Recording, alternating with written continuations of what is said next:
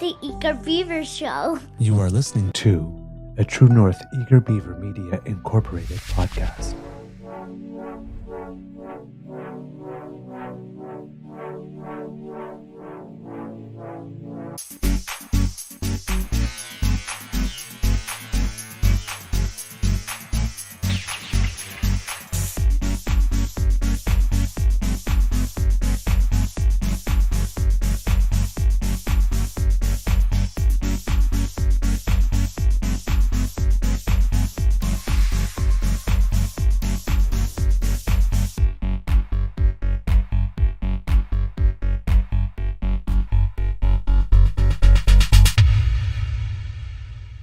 The True North Eager Beaver podcasts are proudly brought to you by our founding sponsors, the Misfit Mysteries from Corvid Moon Publishing, your source for science fiction, fantasy, and cozy mysteries featuring a broad diversity of characters, CanadianTarot.com, your uniquely Canadian online eclectic tarot community, and the Peppermaster, hot pepper sauces made from farm-fresh ingredients to thrill your taste buds and expand your mind.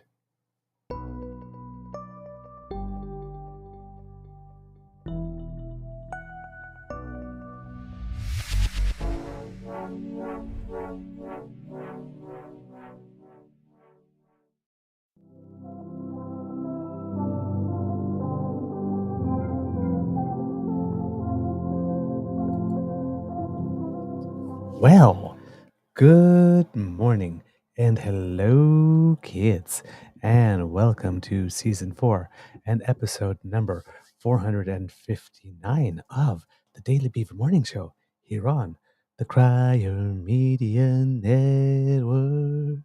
Boo, boo, boo, boo. I get to do this again for 2 more weeks. Yay! Today, recording day, is Friday. Thank God I am Friday, August 30th, 2024. So the next time we'll be speaking to each other will definitely be in September. I am your host, the Eager Beaver, pronouns he, him. Sorry, I got a little gravel in my throat. Hey, Mr. Beaver, eh? And with me, as always, is my good friend, Mr. Grizzly. Big thank you goes to our podcast founding sponsors, the Peppermaster, the Misfit Mysteries from Corvid Moon Publishing, and CanadianTarot.com. Looks like it's going to be an overcast day here. Probably not completely gray, but overcast here at the Beaver Lodge. Mr. Grizzly, how's your mental health today, sir? Well, sir, I dare say it's not too bad. Not too bad. I'm a little groggy. My allergies are kicking my butt. The dreaded ragweed season is well underway, and it takes its toll on me. It feels like I have a head cold for about a month. So starting now until probably Thanksgiving, I'll be sounding and looking like this. So yeah. It is what it is. You live through it. You take your medication, and hopefully it helps. But it can only do so much. Well, things are going well at this end. I was tired yesterday because I think somewhere around 9 o'clock, if not a little earlier, I splayed out completely starfished on the bed. Wow. And I think somewhere in the evening, my beaver sweetie came and pulled a blanket over me. And I guess at another point later in the evening, if he decided he was going to bed, he saw I was still starfished and hadn't moved at all, like an inch in maybe like 5 hours. So he decided to take the other bed and not to disturb my sleep because he loves me. So yeah, I got about a really, really solid 6. I felt like starfish on my stomach in my clothes. And that I woke up in the exact position I splayed out, so I did not move for whatever hours at all. So I was really zonked out and slept very solidly. Now, of course, that means I've been up and at 'em since 3:30 in the morning. Wow. That's I know my whole clock is off. Fortunately, Paralympics are on, and yeah, even though we're not broadcasting until 2, if you're watching stuff on Gym, you can watch live. So followed a couple of things and prepared the morning show, and oddly enough, Kits and Cubs, I have to say, there wasn't much to prepare because I think I can pretty safely say in the 3 and something years we've been doing this, yesterday was literally the slowest news day on anything politics. for the most part, yeah. Yeah, I mean, we've been getting like a metric shit ton of it for pretty much every day for the longest time. But there's like even iPolitics, like I get a thing every day from them that's like stuff to look at. Yeah. There's almost nothing. Well, the only at two all. things I've got right now are the Supreme Court of Canada saying they're not going to hear the ruling on Maxime Bernier and who was the other individual? His name is Brian Peckford. Brian Peckford. Brian Peckford wanting to oppose any sort of vaccine mandate, and they're like, "No, we're not even going to hear the case. Yep. And you got to pay us for this." Basically, Yes. we have no idea what that cost will be. They never released that, but yeah. No. Yes, we have. Yes, we. You so do not have a case that we're not going to hear it. But thank you. Yeah. Then there was this tidbit from Pierre Poilievre. Have you seen this clip? Yeah. Part of me doesn't even want to show it because it's just the same old damn thing again. I know, but it's one of these things where I want to show it so people can understand. Yeah. I know. This person is and what this person does. And the reason I say that is because he wrote a formal letter to Jagmeet Singh. Yes. Asking him to end the coalition government. And here he lies again. He lies about 5 times in this 2-minute clip. Let's count the lies. I'll pause it each time and say lie. Singh sold out workers to sign on to this costly coalition. Lie. He has voted to hike the carbon tax to 61 cents a liter, for policies to double housing costs. Lie. The government has no control over housing costs. That's a half-truth. And to tax food. Nor do we have any control over food costs. Taxation on food, yes, but carbon tax doesn't affect the cost of your food. This has been proven time and time again. And there's been no change to the taxation None. on your food. None. 0. So there's 3 lies already? Well, 2 lies and a half-truth. Now, why did he do it? He told us that if he became part of the government... He already was part of the government, just not the sitting government. He is a member of Parliament, but he's not a member of the Canadian government per se, because he does not sit in the Liberal Party. He sits for the New Democratic Party. There is no coalition. It's a supply and confidence agreement. He'd bring down food prices. He did say that, but he can't do that. That was one of his promises. Did he succeed? Well, you don't actually have to ask me if he succeeded. Ask him. This is what he said about food prices last week.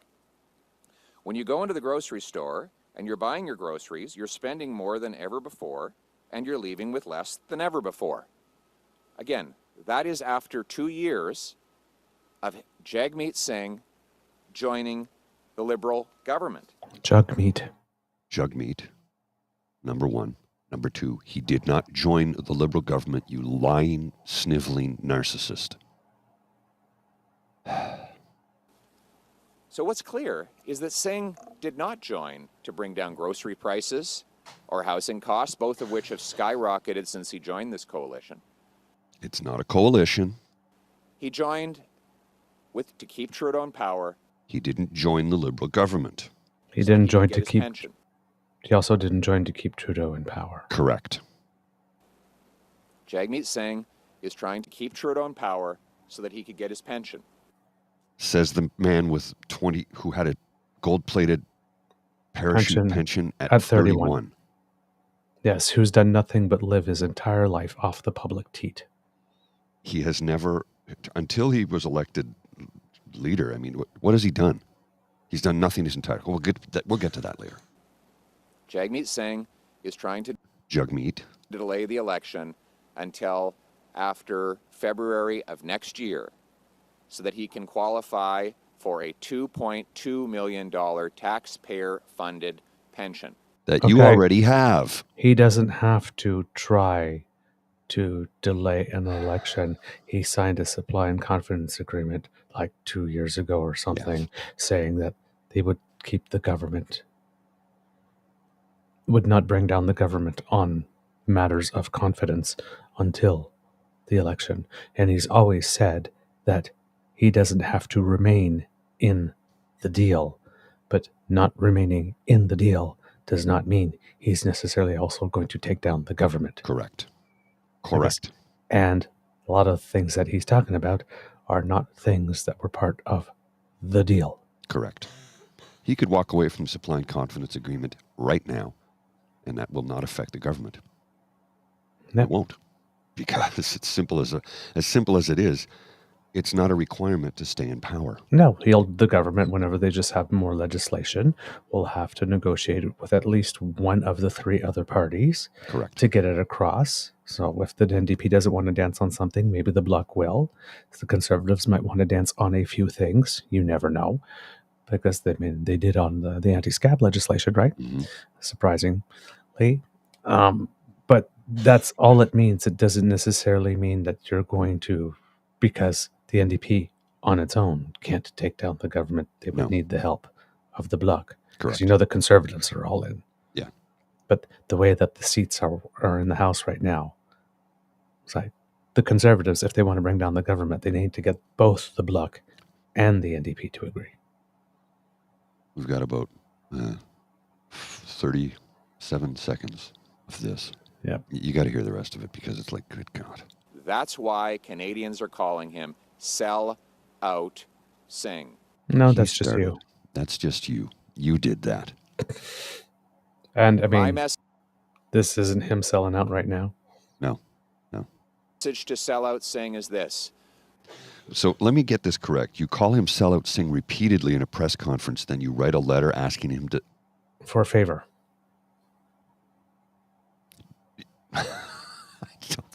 You attract more bees with vinegar and piss.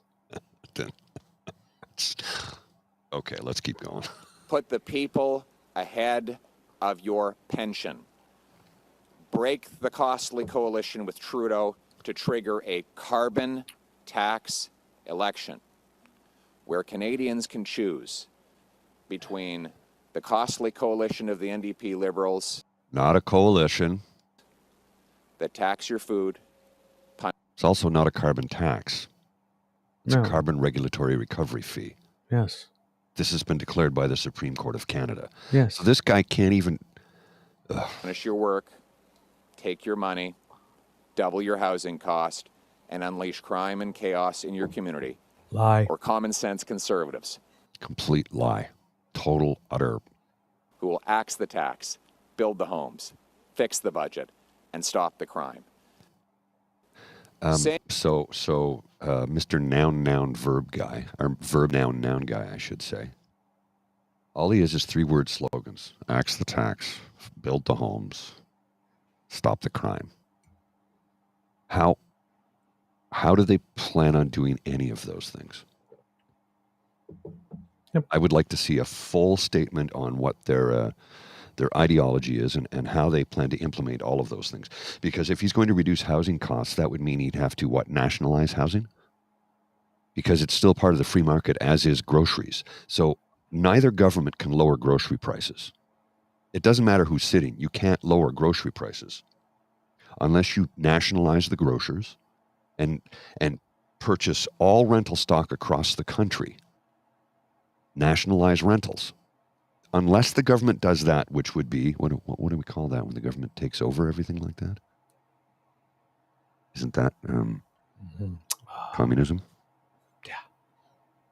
When the state owns all the grocery stores and all the rental stock, that's communism. The state controls all of that. Not socialism. That's communism.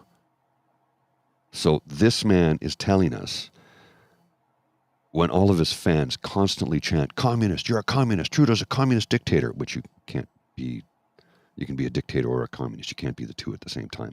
They're completely opposed to one another. If you actually understood what communism and dictatorship is, clearly they don't, number one. And number two, this man is proposing that he is going to build the homes, lower rent, lower your grocery prices. The only feasible, possible way to do that is to nationalize them.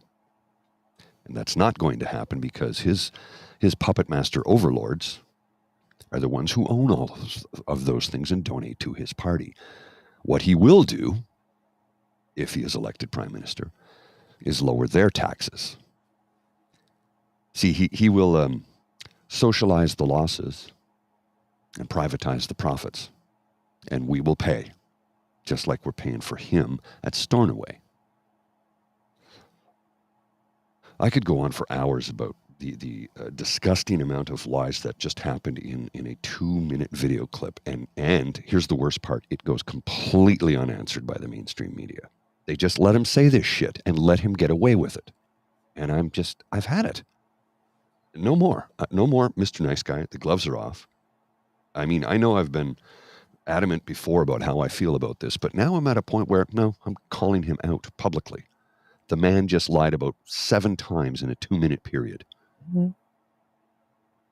And nobody calls him out on it except us, it seems. Yep. I thought you were going to show me the how many. Oh no, I can't watch that again. I'll punch my screen if I do that. So, yeah. Combien. I can't watch that again. I will punch my screen. Yep. So, Pierre did what Pierre does. Pierre did what he does. But yeah, exactly. Your point, Mr. Grizzly. Let me come in and insult you and punch down on you and then tell you what it is that you must do to make it easier for me to win. And, he says like, Jagmeet Singh, do all of this and call a carbide so we can call a carbon tax election. It's like, who made you God and decided that even if an election were called, that it was going to be a carbon tax election? And what makes you think that if Jagmeet Singh were to acquiesce to your demand to do whatever was needed for an election to be called, that Jagmeet Singh would agree that it be called a carbon tax election? Because, I mean, the last election that just happened, the NDP's climate plan kind of got laughed out of the water. So I'm pretty sure he's not too keen on having an actual carbon tax election. He hasn't actually shown a predilection for it before. Just saying. So, yeah. This guy, the whole thing, right? It's like, tell this person to do this and then Jagmeet call an election. Ukraine don't want anything carbon related in your budget so that you can join the EU. I forbid it from the opposition benches over across the pond in Canada. He seems to think he already runs everything. This guy. Well, he gets to decide when we have an election, what the election's going to be about, what the other parties must do to vote. That's a dictator. That's dictatorship. He's a bit of an asshole, isn't he? A narcissist. Just with a soupçon of jackass. Well, there's another clip of him. I'm not going to bother to show it because it's 9 seconds and it's annoying as hell. But he was asked multiple times during that press conference, if you want to call it that, if he would cut our pharmacare plan. And I say our pharmacare plan because the pharmacare plan is for every Canadian. He refused to answer. Why? Because he's voted 3 times against this bill. 3 times. And you know what his response was yesterday? I can't vote against something that isn't a thing. Which is how he sidesteps around the fact that he will damn well cut it the moment he assumed power. Mm-hmm. Which is why we can't let that happen. Yeah. Now, but the thing that you mentioned at the beginning about the vaccine stuff here, It says here in the CBC that the Supreme Court of Canada will not hear People Party's leader Maxime Bernier and former Progressive Conservative Premier of Newfoundland Brian Peckfords' appeals over the vaccine mandate imposed on air travelers during the COVID-19 pandemic. From November 30th, 2021 to June 20th, 2022, all air and rail passengers traveling within Canada or leaving Canada were required to be fully vaccinated for COVID-19. Bernier and Peckford filed judicial reviews taking issue with those rules, but the mandates were suspended before hearings could take place. The federal court struck down the judicial review applications on the basis that the issue had become moot, ruling that hearing a review of a mandate that no longer existed was not warranted. The Federal Court of Appeal also dismissed the cases in a decision that said that the federal court had, quote, correctly identified the approach on a motion to strike for mootness, according to a Supreme Court summary of the case. The Supreme Court of Canada was asked to consider whether the conditions used to reject a hearing on issues that had become moot should be altered in the context of emergency orders issued by the government. On Thursday, the Supreme Court of Canada declined to hear appeals for either cases. Quote, I'm extremely disappointed by the Supreme Court of Canada's decision to dismiss our appeal in the case against the tyrannical Liberal travel ban for the unvaccinated, Bernier said on X on Thursday. Yes, I bet you are extremely disappointed that you will not be getting additional months of free publicity using the Supreme Court as a backdrop. Yeah. I guess you're going to have to come up for another plan, Mr. Thirsty for attention.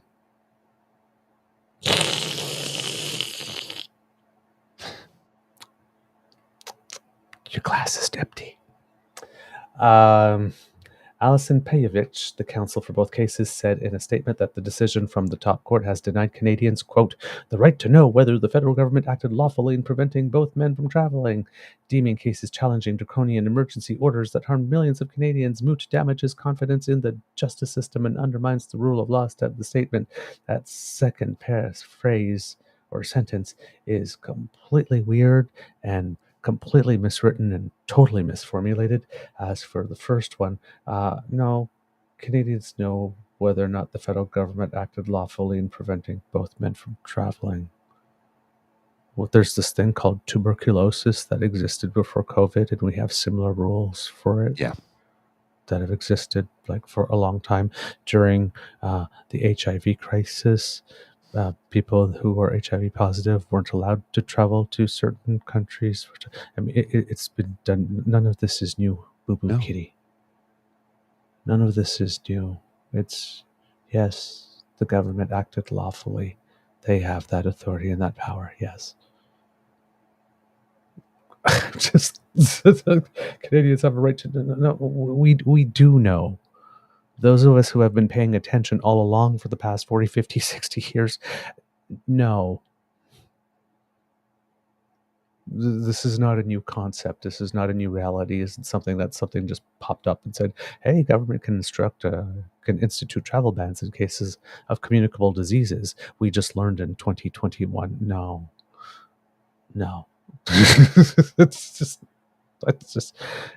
See, this is what happens though. Mm-hmm. This is the grift. Because they go to a whole bunch of people who don't know this, get them to open their wallets. Right. And then they finance all of these frivolous court cases. Again, another thing, right? It's like if you're wondering, if you do have a legitimate court case and you're wondering why it's taken so long, it's because our courts are being flooded with this kind of bull crap. Our legal system's being flooded because I have a grievance, so I'm going to create a right or manufacture a law or rent a guide and a backpack for a 3-day trek in the woods to find a way to interpret this law in a totally wacko way. And then, hopefully I will get a judge or someone that says, yeah, I would hear this. And then use up time and resources for something that will eventually go nowhere. Because on its face, it's ridiculous. The charge on its face here was that the federal government does not have right to make travel policy in the case of a situation of communicable illness during a global pandemic, no less. I think we all know where this ends. Oh, yeah. before we even like open a law book. It's like when Stephen Harper said, "Hey, I can unilaterally change the Senate." Really? Because the Constitution's pretty darn clear that you can't, and the Constitution's pretty darn clear that the Senate itself that you would like to abolish would have a word to say about that before you actually succeed. Are you really sure you want it? And it'd be for better part of 10 years. Mm-hmm. He ran on that, and he had people opening their wallet for a triple E Senate, which literally, and back then, mostly it was seniors that were conservative voters. That have flipped a little bit now. Seniors are more liberal voters. Well, according to polls, it's about the only group that they still have. But the conservatives, sorry, I'll just finish the thought. So basically for 8 to 10 years, Stephen Harper and the conservatives literally fleeced grandma and grandpa over and over and over again, promising them a triple E Senate that he never was going to be able to deliver, and he knew it, and he took it all the way to the Supreme Court, and they kept on sending the money until the Supreme Court said, no, you can't do that. Yeah. And now we don't hear them talking about a triple E Senate anymore now, do we? Nope. Because now the goose doesn't lay any more eggs. Well, there's something you need to remember here, too, is that seniors, as you say, you just stated a moment ago, are more and more voting liberal. A lot of seniors, because senior starts at 65, right? That's when it's considered the senior citizen, if you will. Well, that is only 5 years older than the firstborn Generation X. So they're at the tail end of the boomers. And most seniors I know that are 65, tail end of the boomer generation, they have more in line with Generation X than they do their boomer parents. Mm-hmm. Which is why we're starting to see that shift.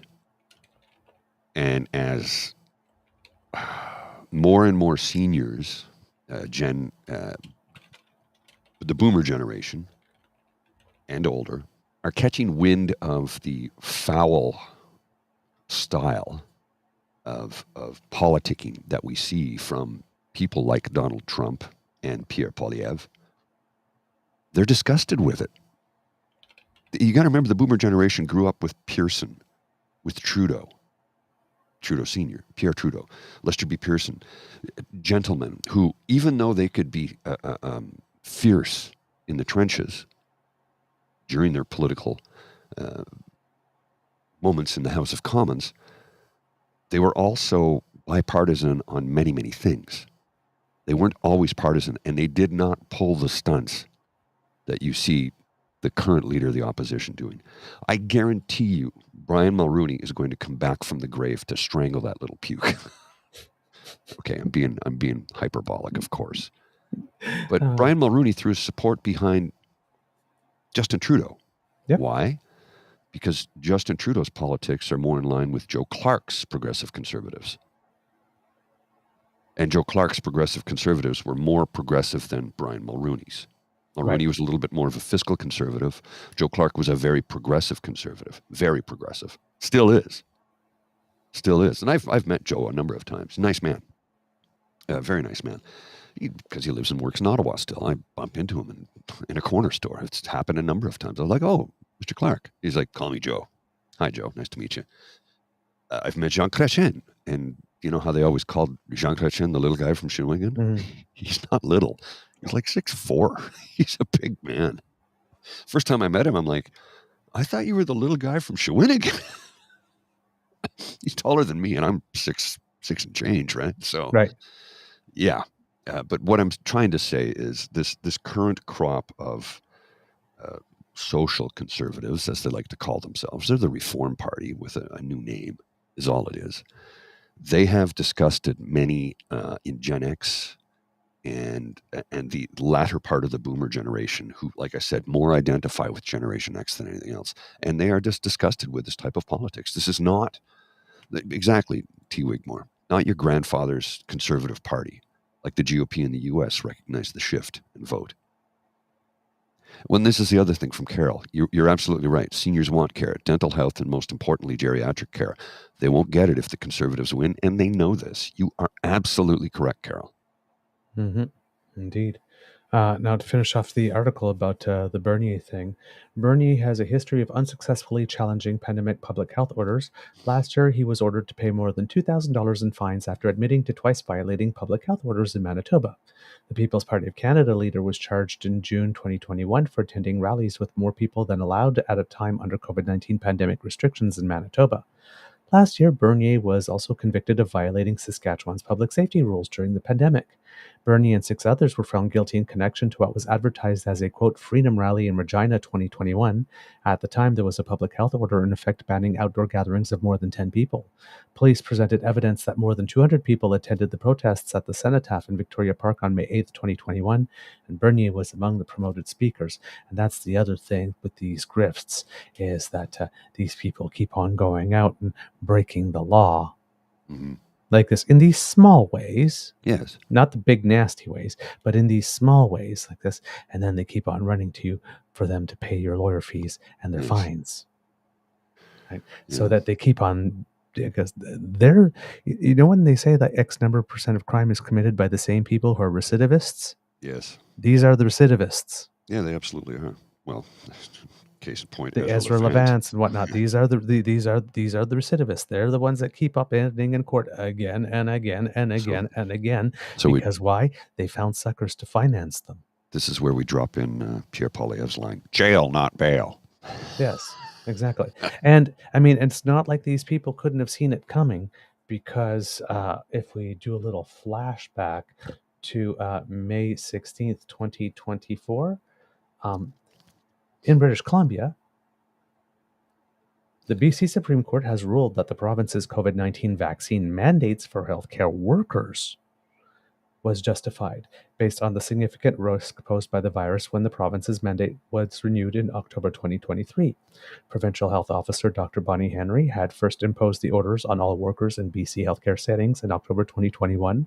The order was renewed in 2022 and 2023 and remains in place across BC as of May 2024. When this article was written.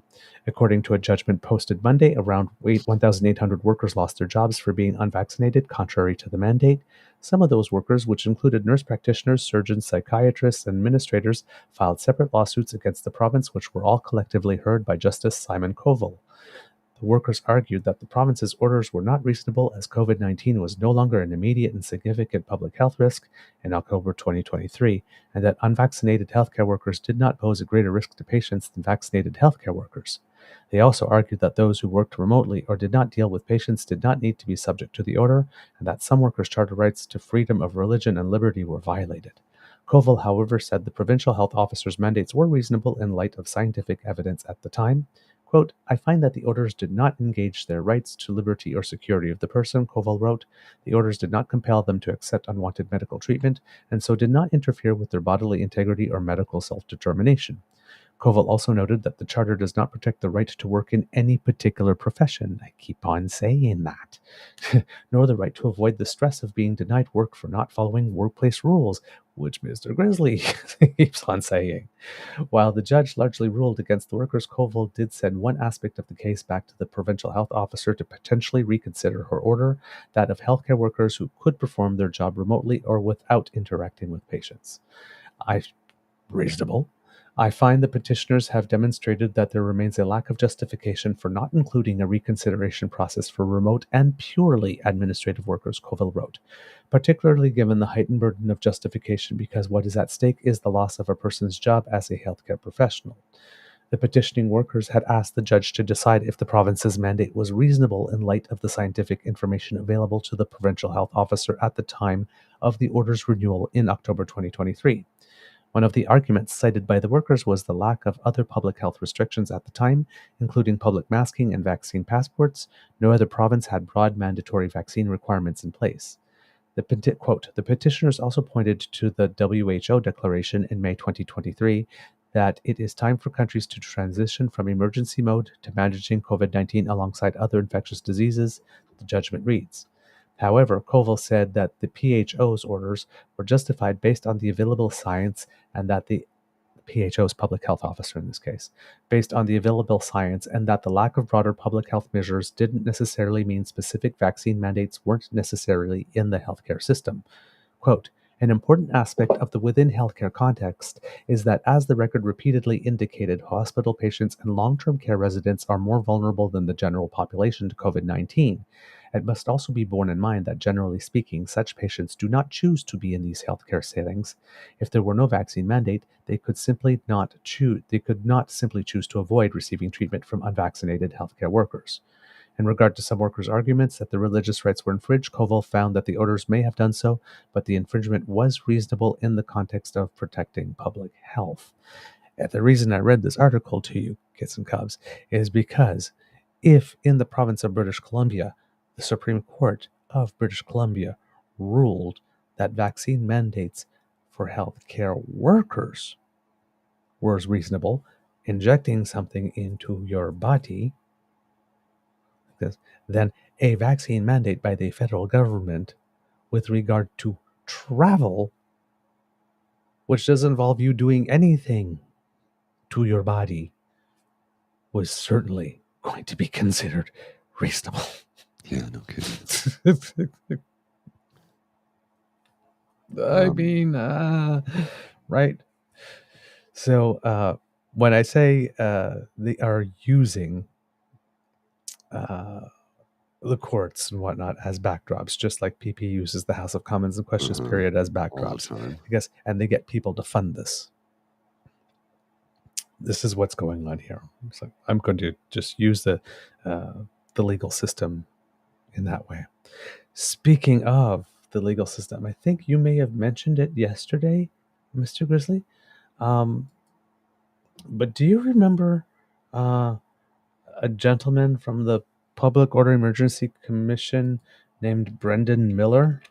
Yes, lawyer who was called an idiot, who stated Yes. that his case had a hole in it because he tried to pinpoint somebody in the audience as the person who was waving a Nazi flag when it wasn't him. Yes, yeah, that guy. And thought that another person was a journalist that he was accusing of stuff, and then chased him down the hallway to say, like I could arrange for you to testify right now if you want to come and testify, because normal people do that. So you know what? I just saw you in a hallway, but sure, I'll go testify without ever having consulted a lawyer in any way.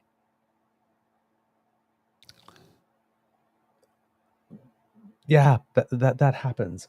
Well, apparently, Brendan Miller got a job yesterday from Daniel Smith. Yeah.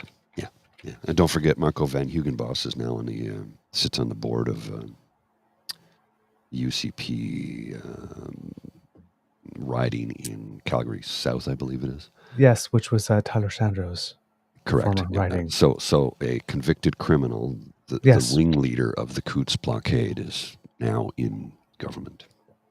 Yes. And again, well, not in government. No, not per se. More like in the party apparatus. Correct. But it's really not a surprise when you think that she, what if I just picked up the phone and called, I don't know, Arthur Paslowski, and let's see, we talked about maybe what I could do to make sure that he doesn't go to jail. What if I did that? So if I'm the type of person that would do that, then is it really that much of a stretch to see that I would bring someone who tried to maybe organize a coup into the apparatus of my party? No, it wouldn't. And as for Mr. Miller, somebody, if you have some paddles, you might want to bring them to the site here of this accident and yell clear. Great news, Alberta.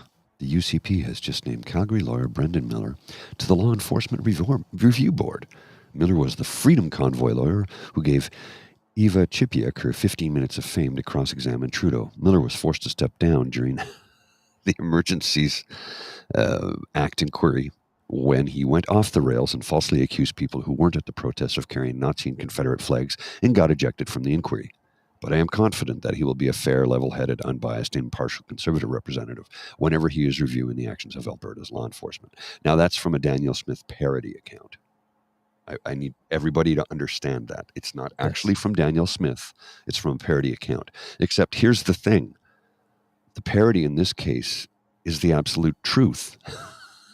There's not a word of a lie in there. Everything in that satirical comment is truthful. So when you go to the Beaverton to get the news and it's actually more realistic than what some politicians are telling you, you should be a little bit disturbed by that. According to CTV. I'll be right back. I got to grab a coffee.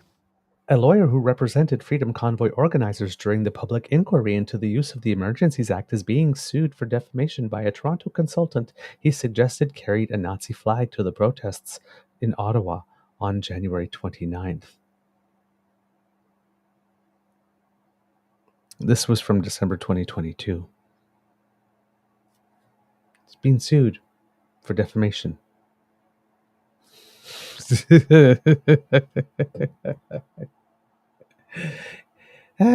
He's the person she tapped to be on the Law Enforcement Review Board.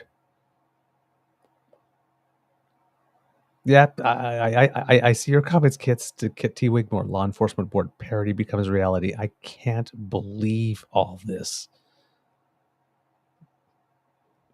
Yeah, I know. It's pretty terrible, isn't it? So yeah, they have again, I keep on saying, who says conservatives don't believe in recycling, right? My word, Brendan Miller, again, failing forward. Absolutely unbelievable what these people get away with.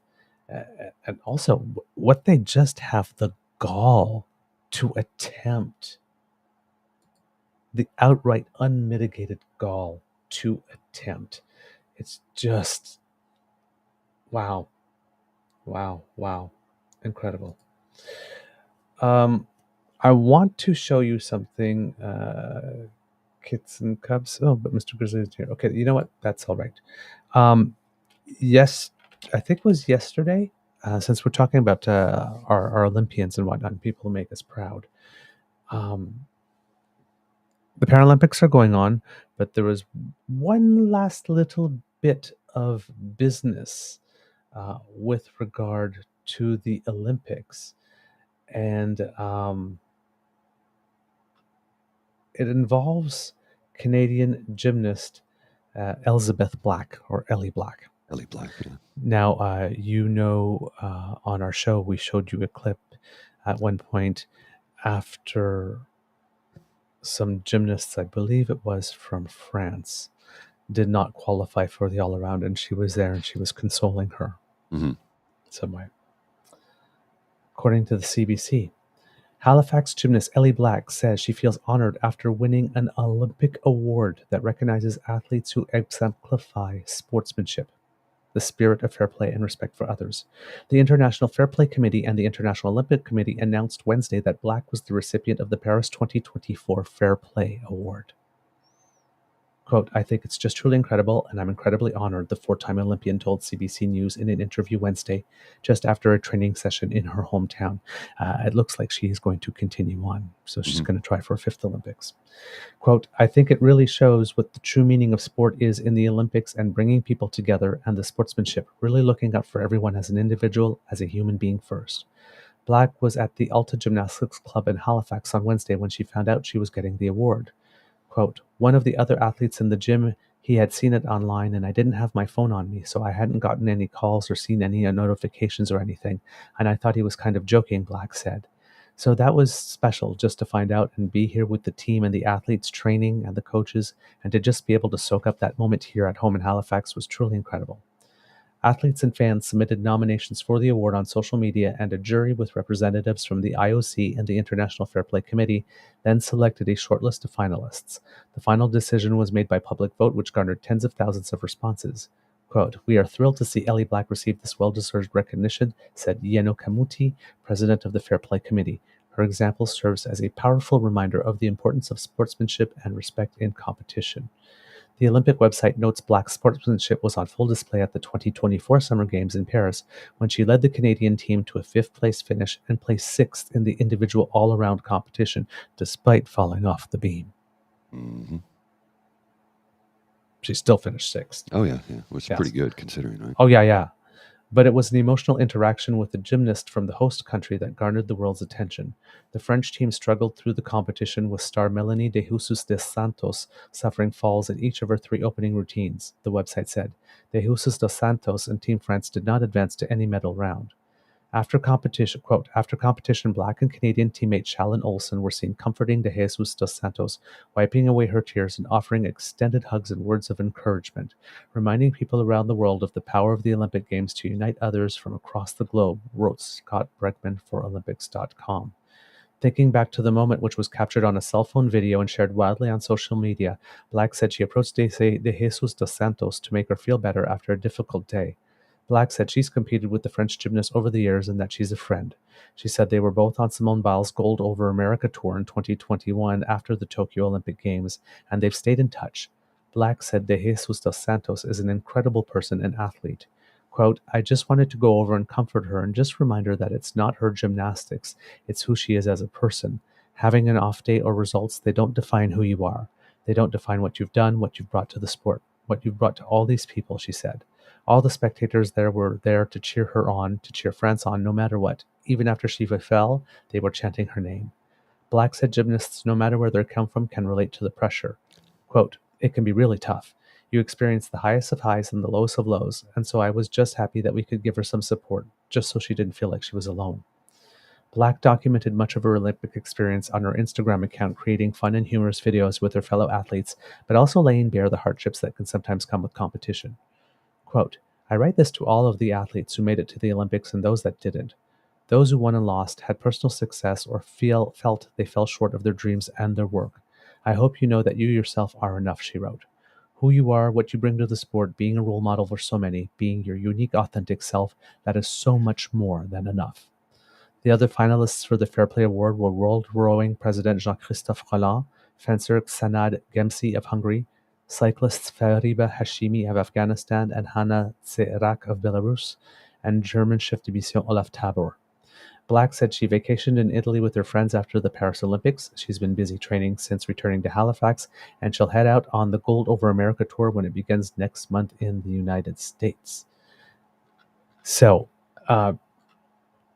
interesting bookends for the Olympic experience, because it opened with Dronegate for Team Canada, and the suspicion that maybe Team Canada had cheaters, and our Olympic soccer team showed that that was not the case in terms for the players. Correct. And they did it with grace. Yes. Yes, and had all their points taken away, and then went on to proceed to get to the quarterfinals, and went to extra time, and the team added time, then extra time, then added time, then penalties, and lost on penalties, which is why play the game. I know people will argue that, but why play the game if you're going to penalties? Yeah. What they should do is start taking players off each side. Yeah, that's it. Yeah.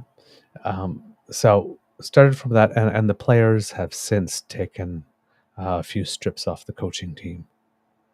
It didn't end with the Olympics. After the Olympics, some of the players have maintained. It's like what the hell? Yeah. So at one end was Dronegate, and ending it at the other end with Ellie Black winning the Fair Play Award. Yeah, that's voted on by her peers. Yeah, and the the journalists. the public. Yeah, there's a lot of people. Yeah, there's a lot of us. Let's stick with sports for another minute here. I have some sad news.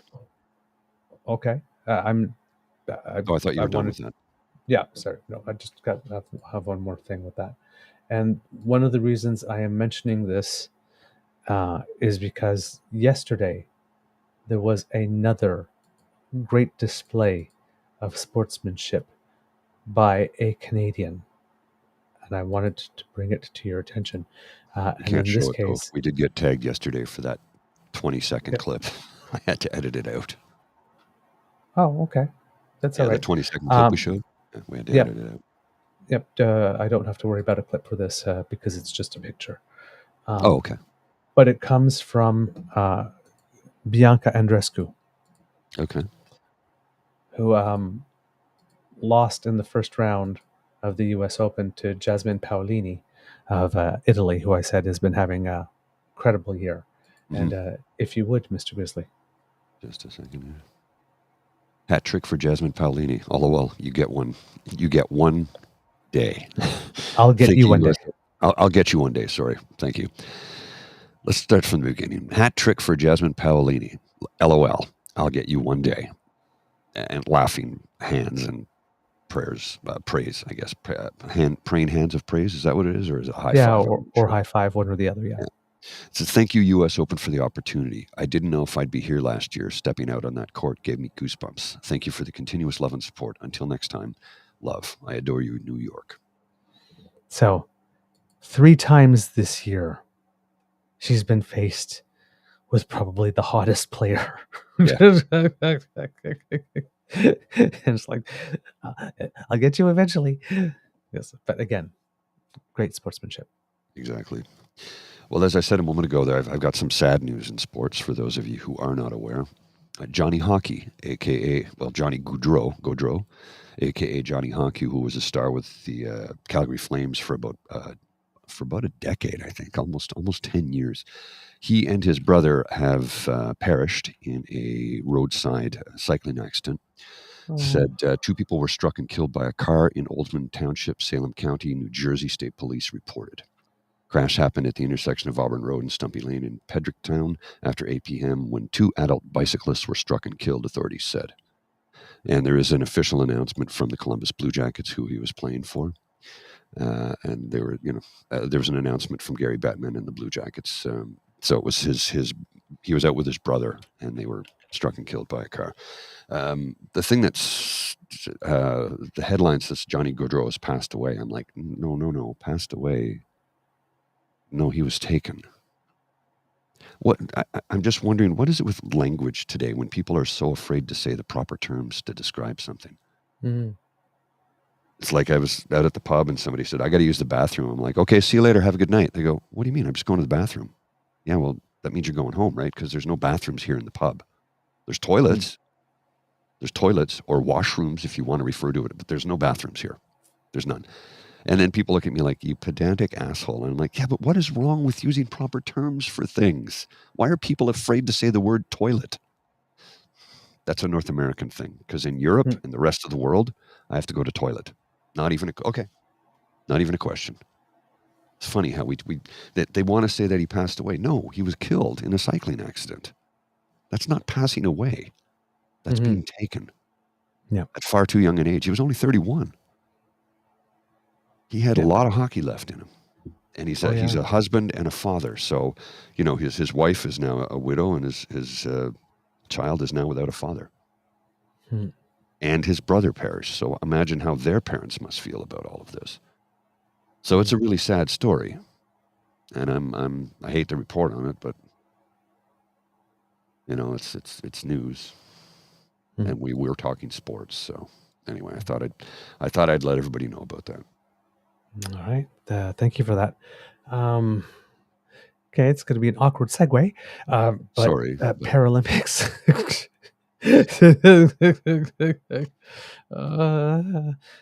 From death to Paralympics. Sorry, kids. But the Paralympics are on the way, and I don't know if you've heard, Kids and Cups, but Team Canada is already mining some hardware.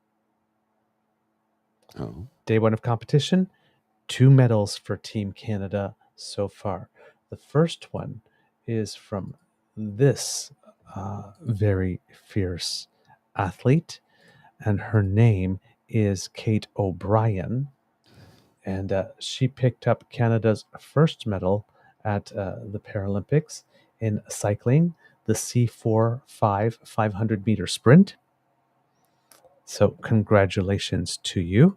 And the other medal came from someone we can almost always count on because it's her 11th Paralympic medal in her career. Swimmer Aurélie Rivard, right here on the right in the picture, Right. took the bronze in, I believe it was the 50-meter freestyle C10, if I am not mistaken. But let me just double check that for you to be sure. The S10, 50-meter freestyle, not C10. And for those of you, because I told you about it yesterday, but I figured I would look it all up because I think I'm starting to figure it out with regard to the classification system. And I got this from the AP here. To ensure fair competition between Paralympians, athletes are grouped by how limited they are by their impairment. In other words, how much of an effect it has on their ability to compete in their chosen sport. So, for example, someone who is competing because the condition they have is dwarfism, isn't classified as someone who is competing swimming, but they're missing a hand. Right. Like this, because different body types, different abilities, different times. The classification aims to ensure that every competitor has a fair chance to win and that sporting excellence determines which athlete or team is ultimately victorious. The Paralympics divide impairments into 3 groups: physical, visual, and intellectual. Physical impairments are further divided into 8 categories, including impaired muscle power, impaired range of movement, limb deficiency, and short stature. Every individual Paralympic sport determines which impairment types they have competitions for. Some, like para-athletics and para-swimming, have competitions for athletes with every type of impairment, while others have just one category. Goalball, for instance, is only for teams or players who are blind or visually impaired. Right. All Paralympians undergo an assessment by a panel of experts to determine which sports classes they should compete in based on the degree and nature of their impairment. Each sport has its own criteria for how to assess eligibility of competitors. Some, like powerlifting, only have one sports class. Para-athletics, which is open to athletes with any impairment, has more than 50 sports classes. The classification system focuses on grouping together athletes with similar functional abilities rather than similar disabilities, so athletes with different impairments can compete against each other if they are allocated to the same sports class. Oh, I like the way that was phrased. Mm-hmm. Athletes with similar functional abilities rather than similar disabilities. Correct. Just interesting turns of phrase there. It's amazing how you can change a few words in a sentence and it completely changes the way you view it. Yep. It's like when Super Kyle said to me, and I was struggling to come up with the right term, and I said, well, somebody who is, and I said, and I regret saying this, but he helped me along the way. He said, and I said, wheelchair bound. He goes, Paul, I'm not bound to my chair. I use it. I'm a wheelchair user. I'm like, thank you. I was struggling for a better terminology. Because when you say, oh, you're bound to a wheelchair, that's a negative visual that conjures up in your mind. But when you say you're a wheelchair user, it's like, yeah, exactly. That's a mobility device, just like these are for me. Right. This is a mobility device. I can't drive a car without these because I can't see a bloody thing. So it's a mobility device. So you're a wheelchair user. You're not bound to a wheelchair. So what you said just a second ago, the way they change that and rephrase the words, similar abilities instead of disabilities, I think that's just a better way to paint it. Yeah. Yeah. So from what I've been gathering from watching, paying attention, is that the letter refers to the sport. So track and field was for if you're running, it's T for track. If you're a thrower, it's F for field. If you're in swimming, it's S. But if you're swimming breaststroke, because all the the fly, front crawl and back crawl, is the same movement of the arms, just sometimes two of them together or in reverse, but it's the same movement. But breaststroke's a different stroke. So you'll have SB, and then the medley relays, because they involve all four, will have S and M. Bocce will be BC. And then the number, it seems that the higher the number, the greater the physical ability, or the lesser the functional impairment. So a swimmer that's swimming 50 freestyle and is ranked S5, for example, may have the condition of dwarfism, or may be missing a full arm or something, as opposed to someone who is a S10 who might be missing a hand. Right. Yes, but have full strength and legs. Right. Well, for example, like when Kyle was telling us about the guy who is 9 seconds behind the world record holder in, I think it's the 100-meter freestyle, and he has no arms. And he's 9 seconds behind. And people go, 9 seconds, a long time in a swimming race. Yeah. Didn't Summer McIntosh win a race against the world's best by 6 seconds? And this man has no arms. Yeah. He would kick my ass all over the pool. There was a swimmer from China yesterday, I think, who was doing the 200 freestyle, but had no arms, so swimming on his back. Yeah. Because on freestyle, you could swim anything, right? Correct. It's just that the front crawl is known to be the fastest, so that's what everybody uses. But you can swim anything. I guess, but just literally just kicking. And if it was 100, he probably would have finished first or second in his heat. But 200, after a while, the legs get a little tired, and the people that had arms and legs did eventually pass him. But for the first 100 meters, woo! No kidding, huh? Dude was going just on leg power alone.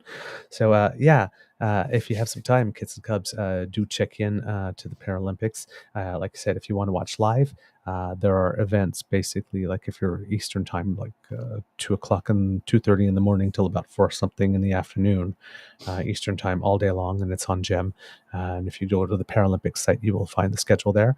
And if not, you just want to watch the CBC TV coverage, then I believe it's at the mornings at 11 p.m. Eastern, so that will change the time. 11 a.m. in the morning, Eastern, and that changes with you on the time zone. Then after that, there's something, I believe, at 8 p.m. and 11 p.m. I'll double check that for you. That is always at the same time, no matter what, and because it's a pre-record, right? And then it's broadcast at a time that you can check in on. Well, when we were just speaking there a few moments ago, how you change phrasing on things and it changes your entire viewpoint and outlook, and put a positive spin on something. And one of my favorite ones recently that I read online was, instead of saying I'm sorry for being late or I'm sorry for this, say thank you for waiting for me. Yes. And the first response was, thank you for letting me sleep with your sister.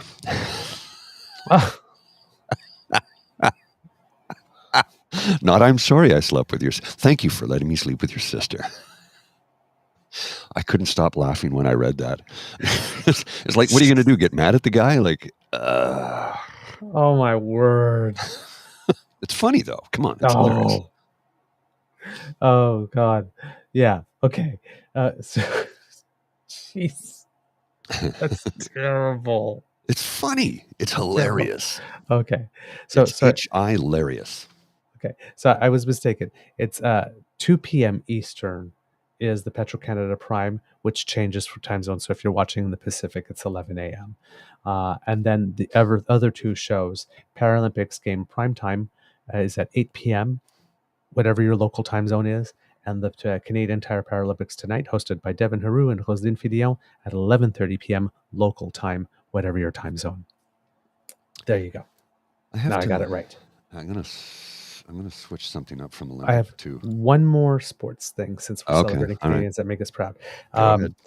At the U.S. Open tennis yesterday, Gabriel Diallo, who is the young Canadian, I believe, who had started the tournament ranked 129th or 143rd or something like that. Right. And played his first round match played his 3 qualifying matches, qualified this played his first round match and won his first ever Grand Slam match, because this is the second time he got into a Grand Slam, because he was at Wimbledon earlier this year, and then had a second round match yesterday. The only Canadian left in singles, because the other four, all the household names, lost in the first round. He was playing against number 24, Arthur Fils from France, and in 4 sets defeated him to advance to the third round. So this guy is playing like a top 32 player all of a sudden. He closed that match like a boss. Okay? No yips. No stutter on his serve at the end. What's a the yip? his very, very last one. No, He was what leading, like, is a yip in tennis? I've never heard that before. in tennis is like, you're serving well, then all of a sudden you like serving to close the match out, or you have it, you just take the lead like this, and then you just flub it. Well, because you start double faulting, or you start. A yip in Turkey means something very different. Okay. Yeah, and it's not good. It's really bad. Okay, yeah, we say that in sport. You get a case of the yips. Yeah, maybe don't say that around a Turkish person. They Okay. go, what? Really bad. Trust me. You can look it up if you want. It's not good.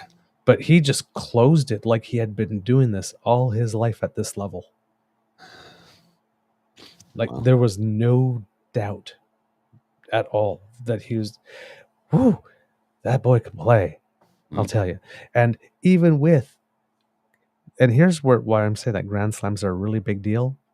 That win yesterday made it so that his prize money in that one match, he has about, or just a little bit more, or just a little less prize money this year than he's made, I believe, his entire career. Oh, well. That's kind of cool. Yeah. Or it's either his entire, because he hasn't been on the scene long, so it could be his entire career, or the entire year this year up until now. So that will make sure he'll be able, because tennis players are all, like, sometimes when you're younger and up and coming, you get some help for your national federation, but it's all self-financed, right? They pay for the coach, the physiotherapist, the hotels, the travel, and whatnot from their prize money. So if you're not winning, you're not making, you're not earning. Or if you're playing at the lower levels and not able to get that breakthrough, you're barely scratching a living. Yeah. So this guy, a win like that changes your entire career. Oh, absolutely. Absolutely. Yeah. So welcome to the big leagues. And even with that, like that win, he's like still just outside the top 100, even after winning 2 rounds at a Grand Slam. So, but yes, again, keep your eyes and your ears open for him. Gabriel Diallo, Diallo. He's 6'8". I didn't know he was that tall. Holy shit. Yes, 6'8", and boy can move for a big guy. Like really move. So he's fun to watch. I'll tell you that. All right, that's the sports stuff. That's the Canadians making us proud stuff. Right. So I have 2 related things here, and it goes to Doug Ford. Oof. And it has to do with supervised consumption sites. So last night, Circle K held a promotion where for 4 hours they dropped the price of gas 10 cents a liter. Is this a stunt to draw more people into their liquor store that Ford Nation has been hard at work promoting for Stephen Harper? Okay, now let's compare and contrast to the Ontario government said that the crime rate near the Somerset West safe consumption site is 250% higher than the rest of the city. Neither Ottawa Police nor the province could provide any data to back that figure. That's just Doug pulling stuff out of his arse, because here's why. I have the data right here in front of me, and I'm going to read it to you right now. And Ariel Troster, my counselor, actually is in this story. Violent crime was down by an average of 6.2% in Somerset Ward between the years 2018 and 2022-2023, according to crime trend statistics from the Ottawa Police Service. This ward also saw a 4.7% drop in the rate of assaults, a 10.3% drop in the rate of sexual assaults, and a 14.5% drop in rates of robbery during the same 5 years. Break-and-enters and possession of stolen goods also dropped significantly during that period. However, other crimes, including drug offenses, weapons offenses, theft under $5,000, fraud, and disturbing the peace, were higher. The stats tell a complex picture of a neighborhood that is the most densely populated. This is Centertown, by the way, the neighborhood I live in. It's the most densely populated, has the highest rates of poverty, and the highest number of rooming houses in the city. This is from Somerset Ward Councillor Ariel Troster. Many of its residents, she said, have been rocked by the drug crisis and hard hit by inflation and the cost of groceries. Troster questions the use of crime stats to justify closing the Somerset West supervised consumption site. Minister of Health Sylvia Jones pointed to crime rates when she recently announced her government would shut down 10 of 17 supervised consumption sites, including the one at Somerset West, by next March as part of a shift to more treatment and housing to address the toxic drug crisis. Somerset and 9 other supervised consumption sites were targeted to be closed because of their proximity to schools or daycares. Jones said the crime rate near the Somerset West Community Centre is 250% higher than the rest of the city. Ottawa police were unable to provide the citizen with any data backing this figure in Somerset Ward, stating it would have to be obtained via an access to information request. When the citizen asked the province for more information about the figure, including where the data came from, a spokesperson said the number speaks for itself. But Somerset Ward Councillor Ariel Troster disagrees. It is unclear where that figure comes from, and it is difficult to get granular information about crime rates in a small portion of the ward. She also said it is misleading for officials to imply that the supervised consumption site plays a key role in those numbers. I don't know where that number comes from, she said. I see no indication of a clean line between supervised consumption sites and crime. The evidence doesn't back it up. So Doug just feels things and makes policy on feelings. Not facts or data, feelings.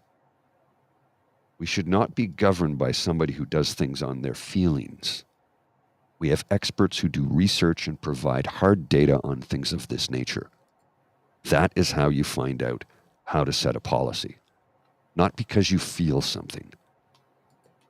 This is just... So he's shutting down a safe consumption site because he says the crime rate is higher when there's nothing to back that statement up. Meanwhile, last night, for 4 hours, gas was 10 cents a litre cheaper. So you can come on in and check out our new Circle K beverage dispenser location, a safe consumption site. Oh, the last little bit of political news that would probably hit any radars is not from Canada but from the United States, because last night on CNN, Democrat nominee Kamala Harris finally did the thing that Republicans have been begging her to do for the last 5 to 6 weeks, which is have an interview with the press, unscripted. And of course, as is pretty much always the case for one of the first interviews, if not the first after accepting the nomination, the nominee shows up with their vice presidential pick. But apparently this time that was being pre-framed by all the negative people who never have anything nice to say about anybody as being her needing her crutch there. Not sure how the person being picked as your vice presidential candidate, when you yourself have actually done the job of being vice president, is a crutch, especially one that you would pick. I mean, had she gone in with former President Obama, maybe. Perhaps. But someone who hasn't done the job yet. So, yeah, apparently when a woman does it the same way as a man has done it, there's something wrong with it. So, putting aside the people who cry for no reason or who will cry anyway, regardless of the reason, the interview took place. I watched it. Wasn't as hard-hitting as I thought it would be, in one sense, because CNN is developing quite a reputation since it's been taken over by other corporate interests for seeming to really want making a push for the Fox News voter. Not the one that's all the way to the right, but the one that's sort of like a little in the middle, seeing if they can try to get them back by having some slightly foxier content. So showing leg up to the mid calf rather than up to the full side thigh, upper thigh, like all those female, almost all blonde newscasters on Fox News do when they're sitting on the sofas and they see where their dress ends. Right. And it's always very, very, very, very high. DEI hires, perhaps? Except there's no diversity in there. Yes, there's only so much diversity in thigh, in upper thigh. Sorry, I just as a gay beaver, I've seen a lot of drag queens, and a lot of drag queens like to wear their dresses really high, and like there's some drag queens that they watch Fox News and they blush. Well, last night it's like, girl, if you like smidge 1 inch on that sofa, the entire world's your gynecologist. It's like I understand why you're not moving. Last night I was walking home from the grocery store, and individuals walking towards me, and I was kind of like, at first I was like, huh? Okay, whatever. Had a cloak on, but it was wide open. Had a pink bustier with the bustier part cut out, so the breasts were completely hanging out. And high heels. Now this person, I would say, presented male. Had a short gray cropped hair, strong jawline, gigantic Adam's apple, very masculine looking individual, but was wearing like a pink teddy, actually a teddy, but the bra portion cut out, so their breasts, pecs, I don't know what you want to call it, were completely exposed. And I'm kind of like, doesn't bother me. I don't care. Not breaking any laws, not doing anything wrong, just walking down the street. And I'm like, is this provocative, or like, I don't understand. I don't care. I'm just kind of like, whatever. Funny thing was that everybody that this person walked by didn't pay them any attention whatsoever. It's kind of like, whatever, who cares? And that's my take on it. Who cares? Let your freak flag fly. Yeah, whatever, man. You're not breaking any laws. I'm just kind of like, well, it was like a sort of a for a split second. Okay, whatever. Well, yeah, it's something we're not used to seeing. Exactly. It still happens to me when I see a same-sex couple holding hands. Yeah, because it's still relatively new when people. And I'm bad for the other team, but it's like I've looked and I like, did I just see that? Yeah. You go. Yeah. Right on. Like this, but every now and then it's like, oh, yay. Yeah. Well, it's because, again, right on sisters, right on brothers. It's relatively new to us. It's still relatively new. Those of us who are of a certain age group, it's new, and we support it. It's still I kind do of it myself. It's a little bit of a jarring thing sometimes. Yeah, I do it myself. It's something we're not used to seeing. Yeah. Something we should get used to seeing, and something that I hope. Well, hell, Gen Z, nothing. They won't even notice. But it's still not literally. It's still not something I see every day. No, you don't. I can easily say I see it easily once a week, or not walking down the city like a same-sex couple holding hands.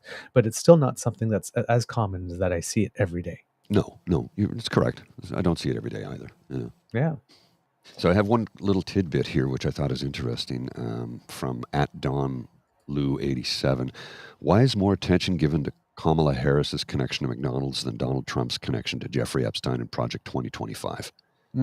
Because apparently she left out on her resume that she had worked at McDonald's when she was a teenager. I'm like, okay, so why is that a big deal? Because most people are saying, just why would you put that on your resume if you're, in your 50s? Why would you include that you worked at McDonald's 40 years ago? Well, for anyone who's wondering, my glorious 1 month stint at Arby's disappeared from my resume pretty much as soon as I had enough other stuff that made it such that I didn't have to put it on. And for those who are wondering as well, even though I've been acting ever since I was about 10, that first play I did in grade 5 is no longer in my resume. No, absolutely not. Saying. Yeah. Yes. I mean, I don't put it on my resume to prove that I've been doing it for 40 years. I can just say I've been doing it for 40 years, and hopefully my audition will show that I've been doing it for at least 15. So, Actually, Jay's comment here, I think, is kind of cute. It says, they're called breasts and your mom had them. You're right, my mom did have them. Woo-hoo! Then she had to have a double mastectomy.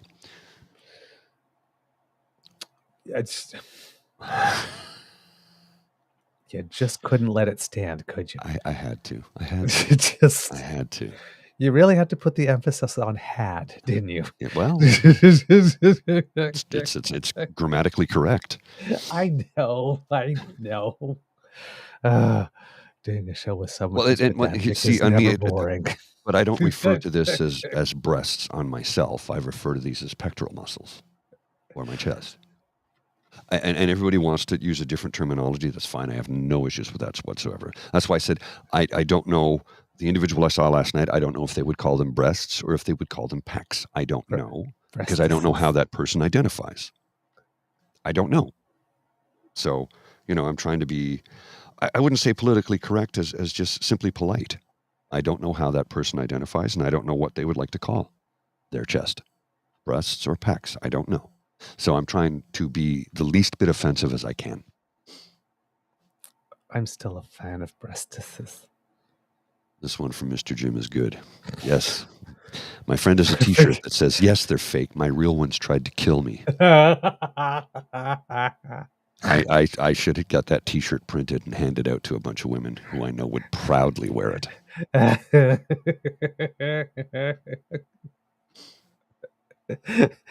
No, these are my new ones. The other breasts tried to kill me. I like that. All right, Mr. Grizzly, do we have a show? We do indeed, sir. We have a show. All right, kids and cubs. That's the end of this episode of the Daily Beaver Morning Show. We hope that you love listening to us because we love making this for you. Remember, sharing is caring and word of mouth is priceless. So please tell your peeps all about us. And Kit Saucy says here, pecs are the muscle, breast is the white structure. And remember, men should also check their breasts for lumps.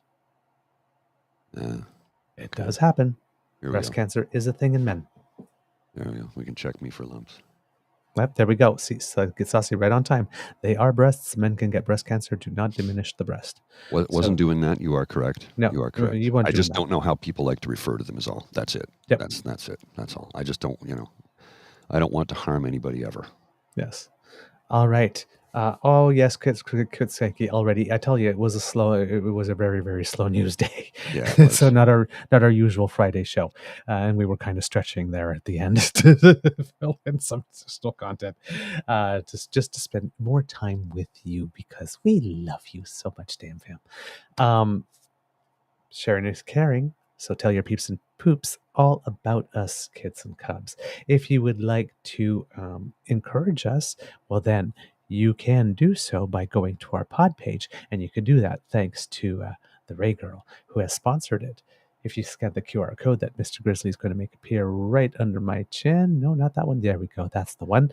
That will bring you to our pod page, podpage.com/the True North Eager Beaver.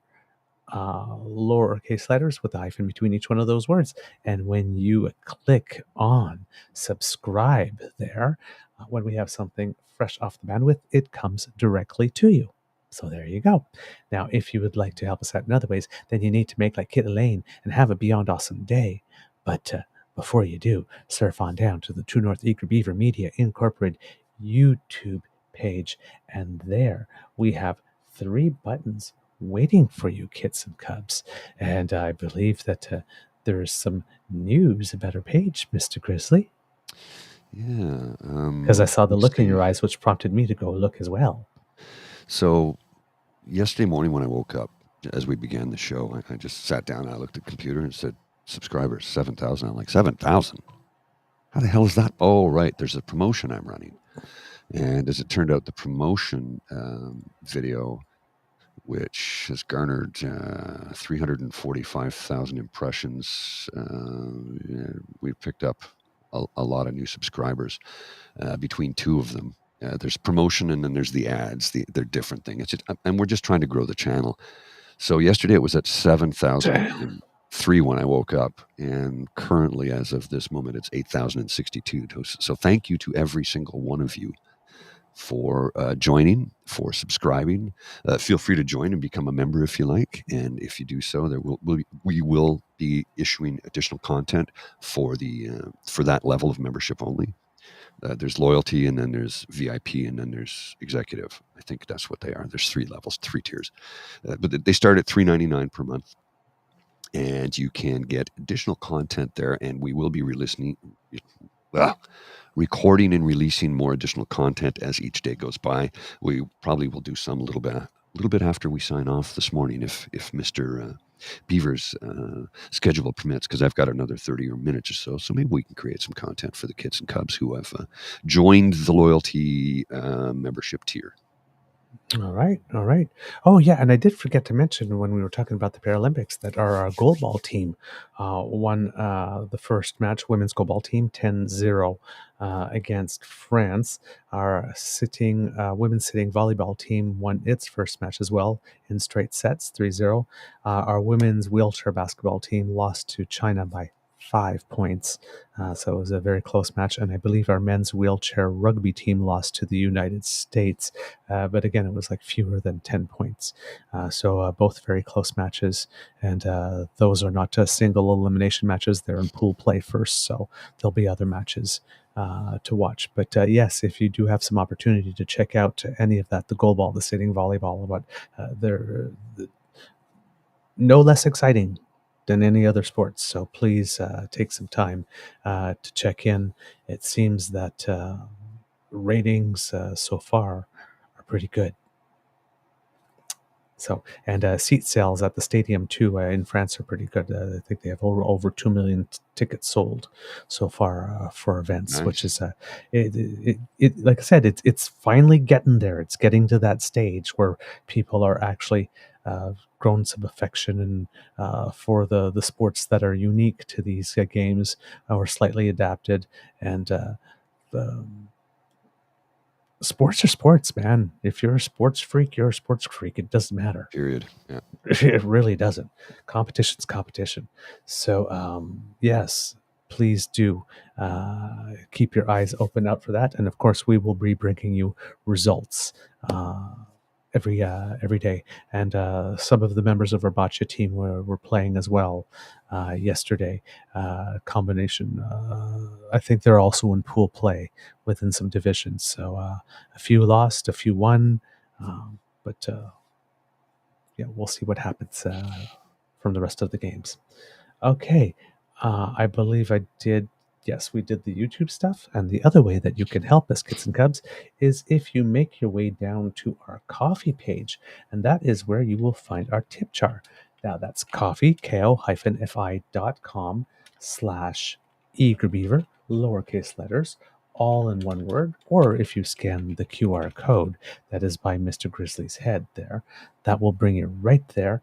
And we would like to thank Kit Wendy, who yesterday sent us a little something with some kind words. Appreciate you gents very much. Thanks for keeping it real. Best Canadian news pod going. Cheers. Wow, thank you. Yes. Thank you so much. I really, really, really appreciate that. Kit Saucy, I would love to see Ryan and Douglas have a good chat. Oh, what about? Ryan? Let us know. Yeah, Ryan. Mr. Otto. Ryan. Oh, Ryan. Yeah. Sorry, I'm blanked out right now. Yeah. I haven't seen that. That's some bonus content that we can do. Yeah. Yeah, we can do something like that. Yeah. Yeah. See, we can arrange. Yeah, we can do that. Okay, Mr. Grizzly. Well, because democracy is something that you do.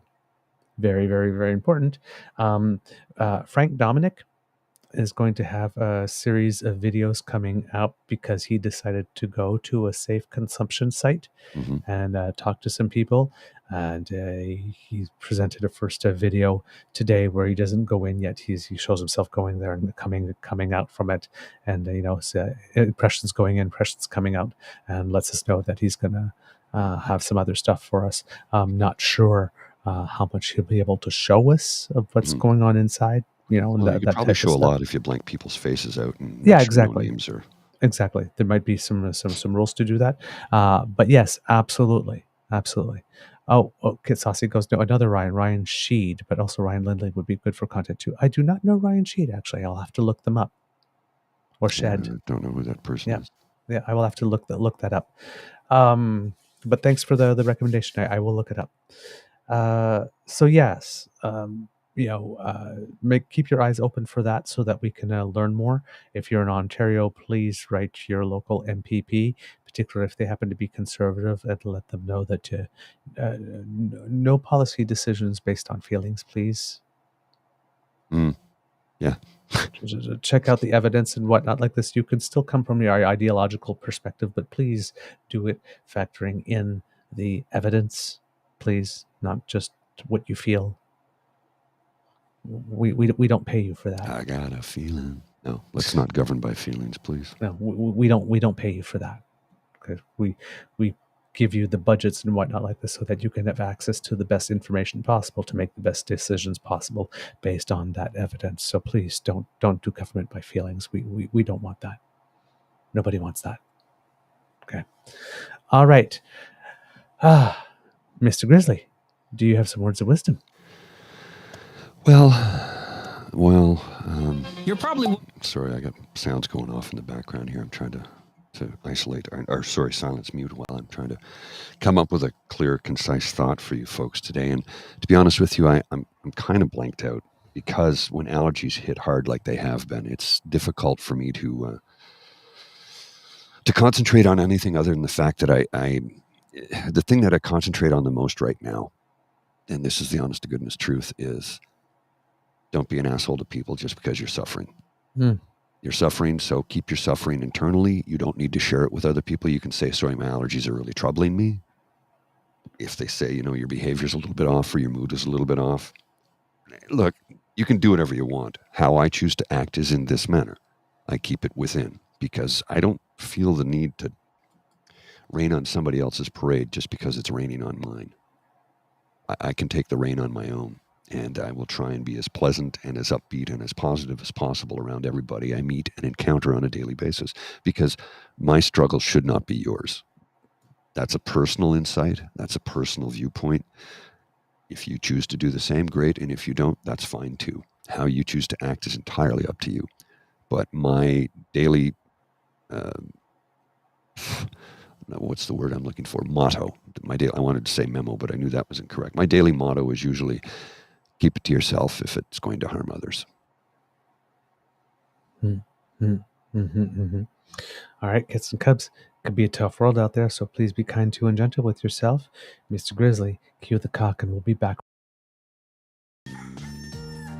You are listening to a True North Eager Beaver Media Incorporated podcast. The True North Eager Beaver podcasts are proudly brought to you by our founding sponsors. The Misfit Mysteries from Corvid Moon Publishing, your source for science fiction, fantasy, and cozy mysteries featuring a broad diversity of characters. CanadianTarot.com, their uniquely Canadian online eclectic tarot community. And The Peppermaster, hot pepper sauces made from farm-fresh ingredients to thrill your taste buds and expand your mind. We are grateful to the Crier Media Network for its support, Pete Jarvis for our artwork, and Paul Joseph Something for our opening and closing sequence music.